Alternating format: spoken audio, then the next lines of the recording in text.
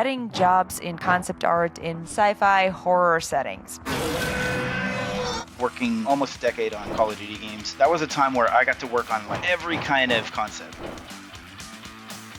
How do you hire your artists? What, as a concept art director, do you give? How can I grow on your team? That's a really tough question. Now, if I'm a concept artist that wants to be on your team, what should I expect? I look for a lot of different things, but I just look for... How do you review portfolios? When we were looking at this portfolio, there was a part of me going, is this guy just out there too much? What kind of skills are you looking for in the concept artist? If we're working on a horror game and I need a creature designer, I might be looking for just one specific... We're going to give you 4 pieces. You would need to share what you like, what you don't like. That's the weirdest, which is probably why I like it. You need to choose one. I can't make it definitive. And the winner is... Get hired. Hi everyone, my name is Ninel Anderson. I'm CEO of Devoted Studios and I'm your host at Get Hired. Nice to see you again. Yeah. The only show there on internet that talks about helping artists to get jobs and craft their skills and make themselves more presentable so they can obtain an opportunity to work on projects of their dreams. Today we have an amazing guest, Jessie Lee. Hi, Jessie. Hi. Tonight we're going to talk about how to, craft your skills, get better shots at getting jobs in concept art and ideally concept art in more sci-fi horror settings. Now you are working as a concept art director at striking distance, but one day you were a little boy and got your first job.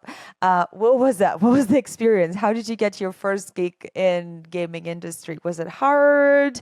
Did you have any cool stories? The first big break that I got was just working for a summer on Layer. And, I was coming out of San Jose State. I made a lot of connections there. So I worked at Factor 5 for a little bit and then shortly after EA. So those were 2 of my first gigs, Layer and then Dead Space. And so how did I get it out there? Just gave my portfolio to friends. They gave it to their art directors. And there I was in Factor 5 doing pencil sketches, doing architectural sketches. So that was my first concept job. How do you hire your artists now at striking distance? Like, what are the things that, if I'm a concept artist that wants to be on your team, what should I expect? Tell me more about like the culture, the atmosphere on your team, but also what are you looking for in the people who would join you? I look for a lot of different things. But I just I really look for like that classical art foundation, really knowing just the principles of art. People, if I'm looking for a character person, you could tell they've studied and they've practiced anatomy, especially like environment people, knowing perspective, people that know their color theory. You could just tell in people's portfolios if they've had, kind of like an academic approach to art. And if they've kind of been brought up learning all these things, you could just see it. It comes out in their work. The other thing is really just people that you could tell love doing the work. And you could see that in people's portfolios, sometimes even before you talk to them. You could see a lot of work, I call it mileage, just people that have done a lot of work and because they love doing it. And that's a great way to get a job as a concept artist, is just show how much you love designing and doing concept work. And by that, you mean like having more of personal portfolio work or participating in art challenges? Like, what do you want to see? How would I know that, I should be applying for Jess's team? Now let's work together. I see it in portfolios. It's the first place I look. In portfolios, I can just tell when people kind of gave the minimum amount of work, and you can't always show all your work. So it's not fair to just say, hey, this one doesn't have a lot of work shown. But if you can't show a lot of your professional work, do personal work, and get work up there. Do some personal work. You can tell certain portfolios. I'll have a couple artists that we'll look at their portfolios, and you could just see right away they do it for fun. It's their passion, really. Wait, a lot of work. Earlier, when we were doing our Speakeasy episode, if you haven't checked it out, check it out in the comments. You shared with me about an amazing artist, Boris, who was banging concepts in a day. Now you're also saying, Yeah. like, oh, you could say that there's not a lot of work that have been put in. So how do you measure what is a lot of work being put in something? I guess I just meant some portfolios will have like 3 or 4 images. If they have some industry experience, maybe they can't show those works yet. So that's a real thing. But if that's the case and you can only show a few works, or you aren't allowed to show any of your professional work yet, then get your personal work, like work on it in your own time, show your student work. So that's what I just recommend is continue to work on it outside of work, and continue to hone in on your craft, and you'll see people that are doing that. If someone wants to join your team, what would they expect? Like, what, as a concept art director, do you give? Like mentorship, like how can I grow on your team? What are the cool things that I can achieve from me being on your team? Different times, different projects. We might be working on marketing type of assets, and it's like graphics design. We have to switch gears to different types of things. So, it's good to have a lot of skills to be on my team, but as far as mentorship, so that leads to a lot of opportunities of mentorship. I've been, especially like working almost a decade on Call of Duty games. That was a time where I got to work on like every kind of concept, right? And that was a good experience for me, so I could kind of relay that experience. Whatever type of thing we're working on, I can really relay that experience to my artists. There's definitely artists, hey, they're better at me than at drawing a robot or something like that. I know people's strengths, and then there's other areas where, like, okay, well, they need to work on this, and I can help them, and I love being a part of that, and just kind of guiding them through and giving them experience on different things. Artists in our community from Discord ask questions to the world renowned art directors so that they can gain knowledge. Dorothea Nagy, and their question is, what is your advice for people who are learning more toward horror, creepy stuff? Is it a bit niche in the aspect of concept art, or this is a career to pursue? It's a good question to somebody who has a lot of creepy stuff in their portfolio. It is a little bit niche, so I always had a excitement for kind of horror. I grew up watching horror and reading Stephen King and that sort of thing. Part of that, I blame on my brother who's 7 years older, exposed me to that stuff. But anyway, besides the point, I think it is a little bit niche. You probably don't want to just work on one thing. There are artists out there that are I could just see their portfolios filled up with horror, and that's totally valid. I just think if you're trying to get a job, and especially first job out in the industry or anything like that, work on different types of things, show different abilities, and that's a good thing for an art director to see in a portfolio. Love it. Lorenzo Napoli, what kind of skills are you looking for in the concept artist to cooperate well in right now and in the future tasks? I guess it's project based what I'm looking for. If we're working on a horror game and I need a creature designer, that I might be looking for just one specific, this person. But for most of the time, most of the artists that I look to bring in have a lot of general skills. So those are those special people that I bring in, maybe as a creature designer, or like one certain skill. Those are kind of like, I guess, unicorns. They're, very rare. And the rest of the artists are mostly just very general. They have a great, strong classical art foundation. They know color, they know, shape language. They know how to design things. So that they show creativity. I mean, just showing creativity in design is a huge thing to separate out from other people that are just technically good at drawing. If you show that you have that creativity, you're going to jump over the other portfolios. Anita, what is something you wish to know when you first started working compared to now? That's a really tough question. You make mistakes, and I think that's part of just being a human being. I think when I was starting out, like I wanted to be perfect and, always driven to just do perfect work and everything. And I think sometimes maybe just enjoying the moment. When you're starting out, you're really trying to make an impression. And I think sometimes just enjoying the moment is just as valuable because people will see that as well, not just somebody who's like works crazy hard. So just go out and play and do mistakes and have no regrets. It's easier said than done because, like, I don't know if anyone watched that Inside Out movie recently, but that anxiety character lives inside me 24/7. Like, oh. The next 3 days could determine the next 4 years of our lives. Fear protects her from the scary stuff she can see, and my job is to protect her from the scary stuff she can't see. I plan for the future. Portfolio review, my favorite part. So this is the part where you can walk us through Okay. the portfolios that you prepped. This is Vu Mai.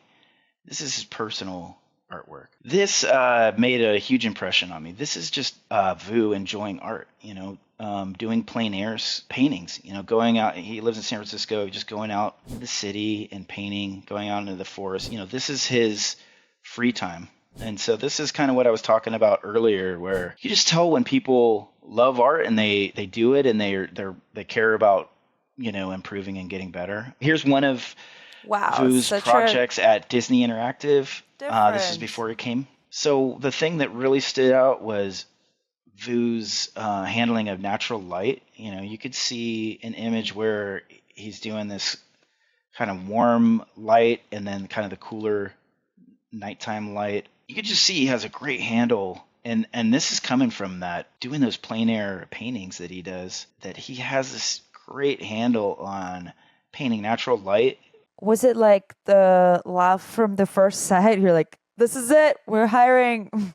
Did he apply himself or did you guys like find him somewhere? I actually tried to bring him in at Sledgehammer just, as somebody I kind of knew around the area in the Bay Area doing great work. And by the time I became a lead and a director in concept art for Striking Distance, I was able to make that happen. And you just found him on like, well, if I'm an artist, like how do I get in front of other art directors? Was it just like you randomly found him on ArtStation? Was it just like one of the gatherings that you met him? So one of my friends is an art director at DreamWorks, and I went to school with him, and I worked with him earlier in my career.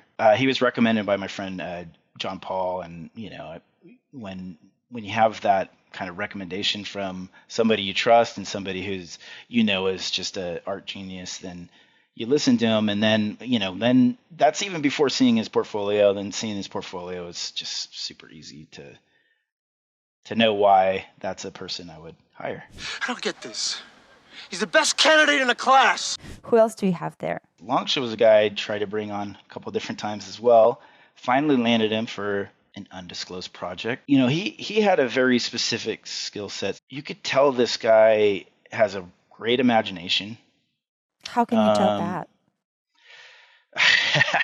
I know you're joking because we're looking at this portfolio and it's just madness. There's a fish with like a colony growing out of it. I'm not joking. I'm just trying to understand what's going on inside your brain. How do you review portfolios and what do you look into them? So that could be an inspiration and guidance for everybody else who's with us today. So it's funny when we were looking at this portfolio. There was a part of me going, is this guy just out there too much? Like he has all these super crazy ideas. All these mechs that, look like all kinds of animals, and can he be reeled into like doing the mundane thing, because sometimes you have to do, the cool things and the mundane things, everything gets designed, right? Not like veins on every creature and then those veins shoot at you, right? Not that, not that kind of stuff. That's not super mundane. That's a lot of fun. But really what kind of sold me on Longsha is looking at his weapon designs. I could really see he was thinking of how things work. It's not just all out of his head and kind of unrelatable. So there's a lot of relatable things because he's referencing different types of weapons and then adding a lot of creativity to it. Shapes, colors, just the design, things that I haven't seen. So he's the master of like weapons, anything mechanical. He's a industrial design, just a new way of making like a two-wheeler vehicle. I don't know what kind of vehicle that is. It's awesome though. There is one crazy out there weapon. On the other podcast, we talked about what was really fun and exciting about Dead Space, and I said the weapons. The weapons would animate, they'd open up, and he's thinking about all of that kind of stuff. So, in a way, I looked at Longshaw's work and I said we could capture some of the magic.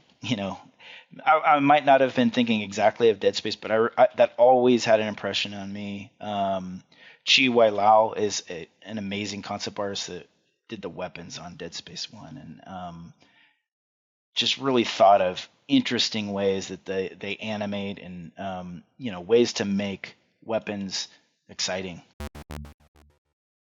We're going to give you 4 pieces. You would need to share what you like, what you don't like about them. Ooh, let's get inside the crotch. What do we think?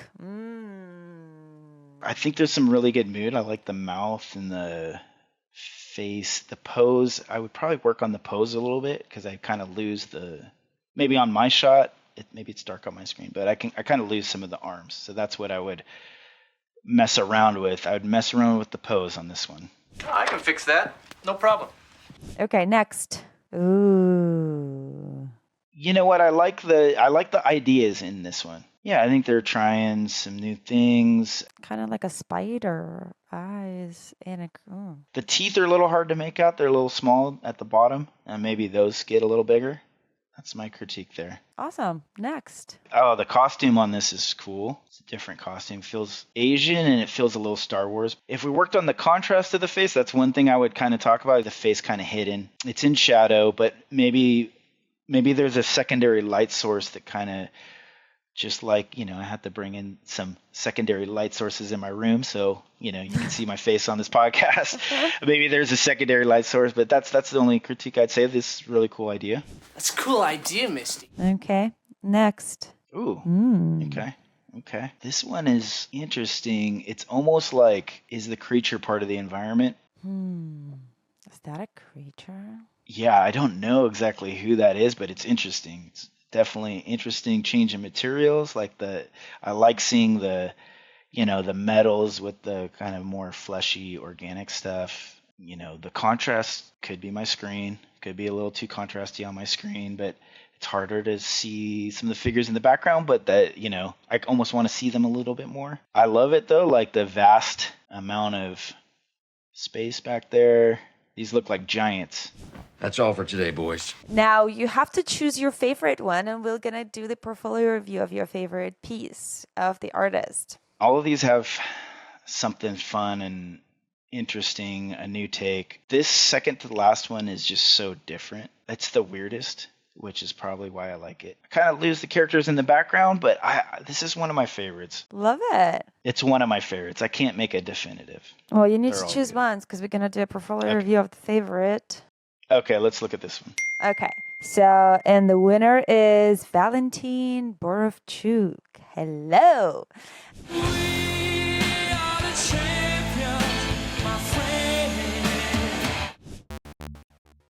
Valentin, one of the brave artists that we have on our new platform, Devoted CG. So if you're looking for talented freelance artists, hit up Valentin. This is what I'm talking about. Just showing something different. It doesn't feel like a recycle of things. I think that's why I was drawn to Valentin's image. The first one you showed me, it just was so different. This creature with the kind of like catfish type of tendrils coming out. It's so weird. The costuming is so different. I haven't seen anything like what Valentin's doing here. So a lot of props to Valentin. I love the creativity. This is what I'm talking about. Like a lot of times technical skill is on a even plane with a lot of artists. There's so many really good artists.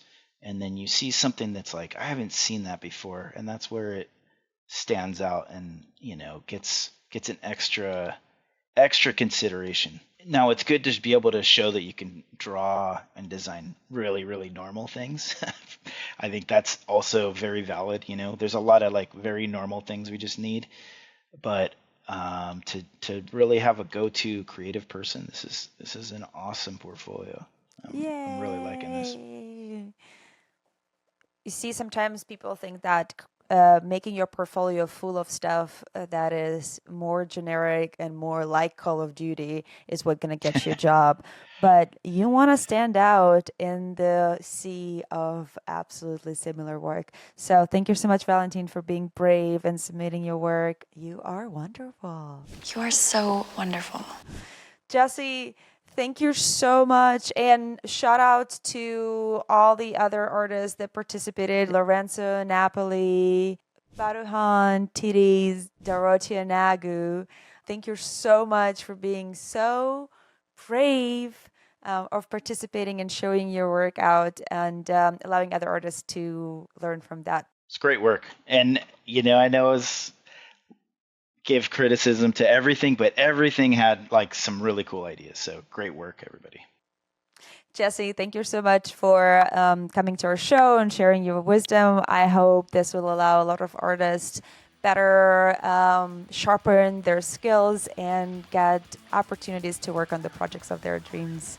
Hopefully from home in their PJs, because freelance talent is a foundation of our current game development. So I know. Are you saying I'm wearing my PJs?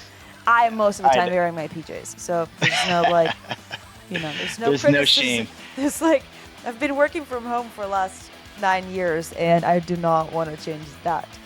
Jesse, thank you so much. Really, Thank you, really Nina. appreciate it. Appreciate it.